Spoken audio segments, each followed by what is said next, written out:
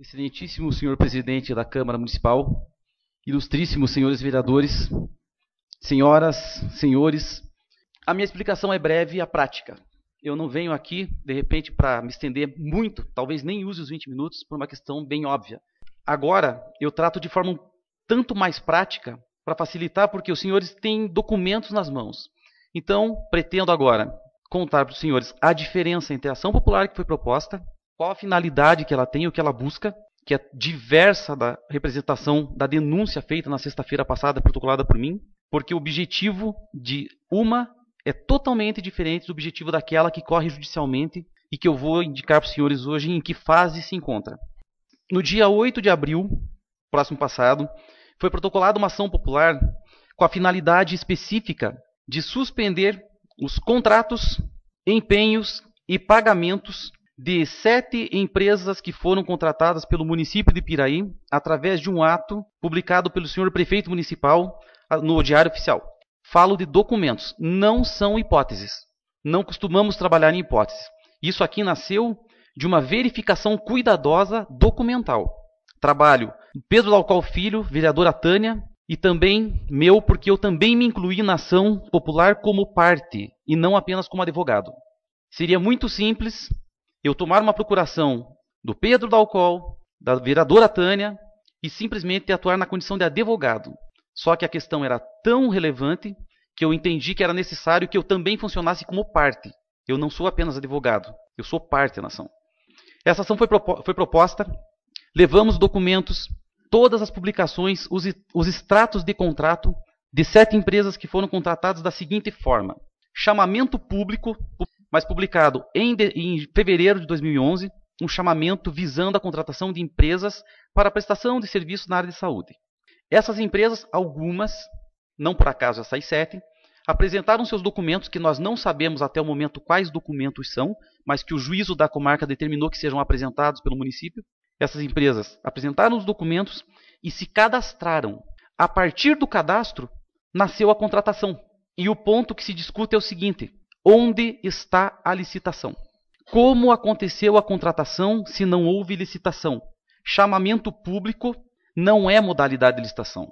Eu sei que os senhores sabem, mas vou pedir permissão para lhes contar quais são os tipos.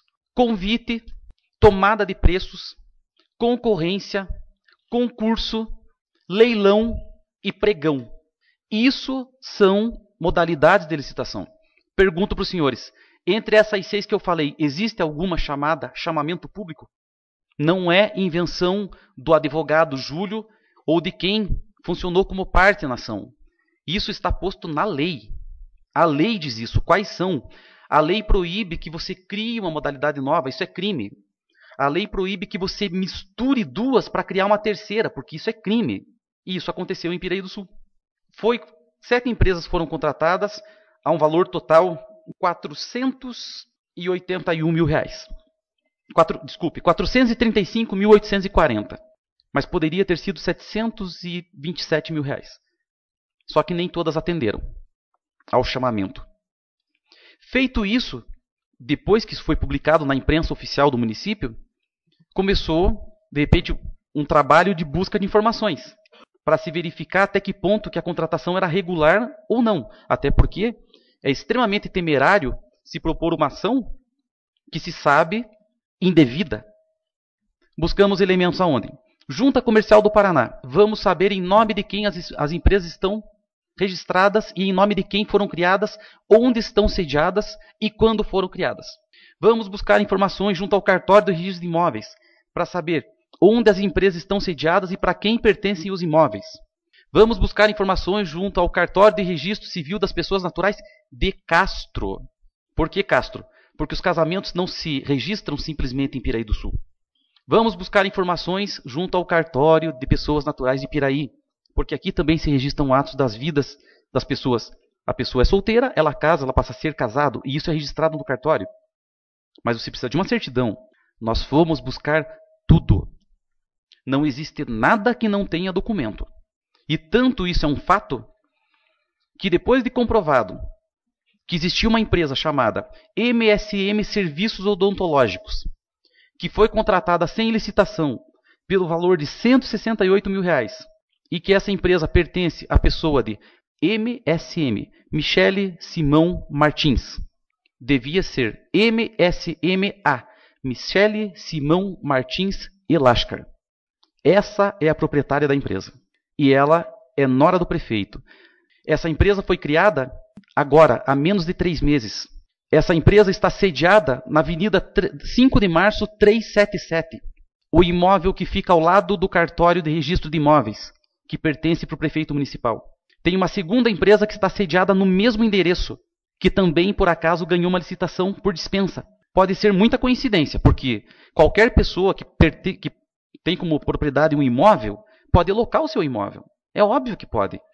E aqui é muita maldade minha dizer que, de repente, não existe um contrato de locação, porque eu não tenho esse elemento para dizer isso. Mas também é muita inocência a gente imaginar que 2 empresas que estão sediadas no imóvel do prefeito foram beneficiadas por uma dispensa irregular, e não é temerário quando eu falo irregular porque está aprovado por documento. As 2 empresas sediadas no imóvel do prefeito tiveram um benefício que soma R$200 mil. A empresa que pertence à senhora Michele Simão Martins Elascar contava 49 dias de vida quando recebeu um contrato de R$168 mil, sem licitação. Ou seja, era uma empresa novinha que, por acaso, se instala na cidade e consegue uma dispensa de licitação em quase R$170 mil. Entendo que merece análise. O legislativo não é um apêndice do executivo. O legislativo é um poder, e é um poder totalmente independente. Não pode ser conivente com um ato desses. E o ato do executivo, neste caso, como crime que é, não pode, de repente, ser observado pelo legislativo sem que este faça nada. Isso é uma necessidade. Pode parecer, de repente, muito bonito, muito prático, chegar aqui e fazer discurso. Vamos caçar o prefeito. Não, a finalidade não é essa. Se isso for um efeito, é um efeito de um ato. Nós não passamos a nossa vida toda, de repente, caçando fantasmas. Mas também nós aprendemos uma coisa: observar, levantar elementos e discutir esses elementos. Na ação judicial que foi proposta, todas as empresas, município, prefeito, todo mundo já tem conhecimento. Eu tive cuidado de verificar hoje à tarde. Todos já foram devidamente citados, ou seja, todos têm conhecimento da ação, sem exceção. Todos. Todos têm conhecimento e têm possibilidade de defesa no judicial. E aqui também terão, quem tiver que se defender por aquilo que praticou. Então, não existe nada de... é maldade da oposição, é maldade do Júlio, que é um advogadozinho de porta de prefeitura, que vive pegando ações na porta da prefeitura, como já foi dito pelo prefeito. Engano dele. Eu não passo a minha vida cuidando da vida dele, nem da particular, nem da profissional. Eu tenho outros afazeres. Mas esta é uma função que eu entendo realizada como cidadão. A ação popular eu fiz como cidadão e não como advogado. A denúncia de sexta-feira eu fiz como cidadão e não como advogado.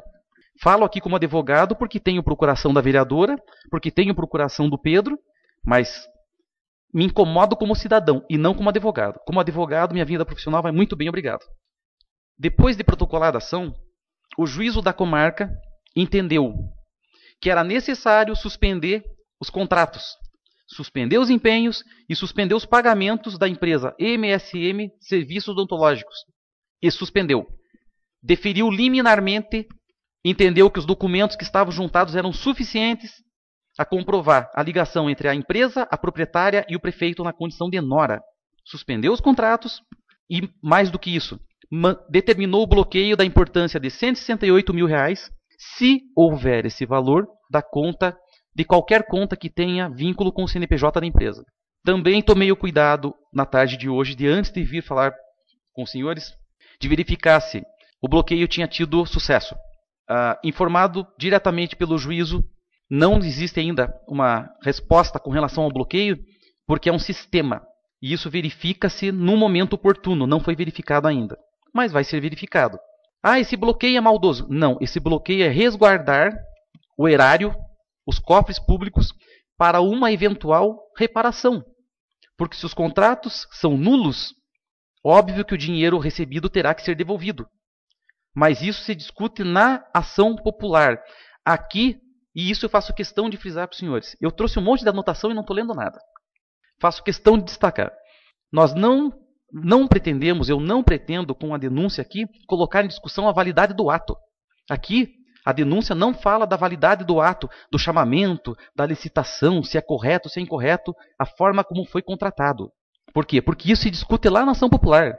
E o prefeito e os implicados nessa ação vão se defender lá dentro. Cada um vai contratar o seu advogado e vai se defender lá, sem problema nenhum. E se nós não tivermos razão e eles tiverem, sem problema. A ação é assim mesmo que funciona. A ação se ganha, a ação se perde. Mas diante dos documentos que nós temos, ele é genro, sim, da proprietária da empresa que ganhou uma licitação por dispensa no valor de R$168 mil. E isso é inegável.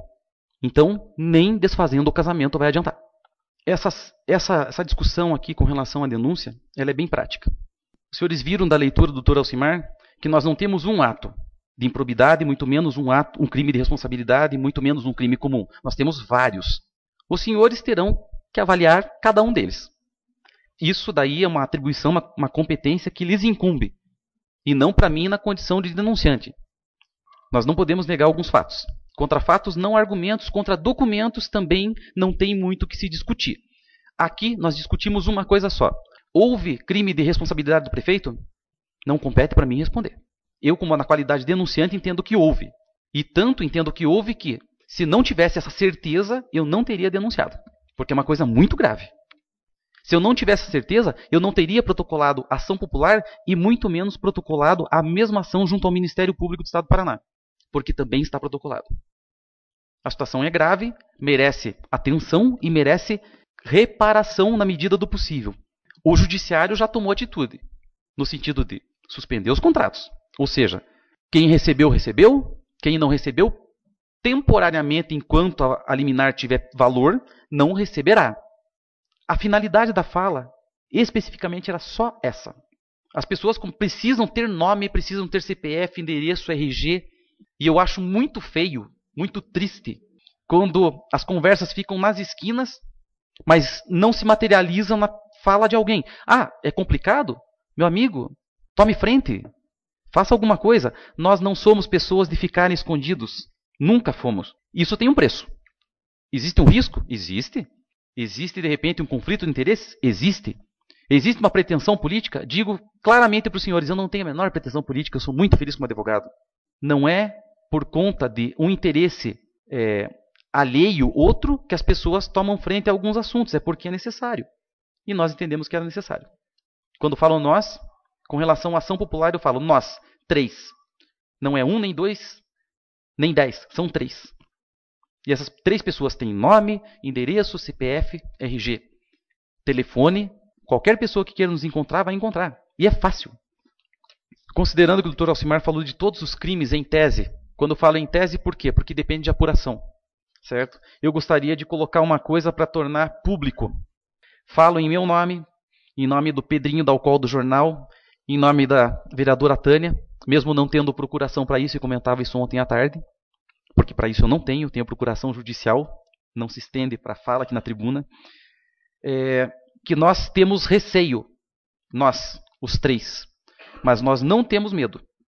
Os autores da ação popular, em razão dos interesses que envolvem e da gravidade das acusações, que nossa integridade física está ameaçada e que podemos sofrer retaliações das mais diversas por qualquer daqueles que se sentirem descontentes ou prejudicados com os rumos da ação proposta ou ainda com os rumos desta denúncia.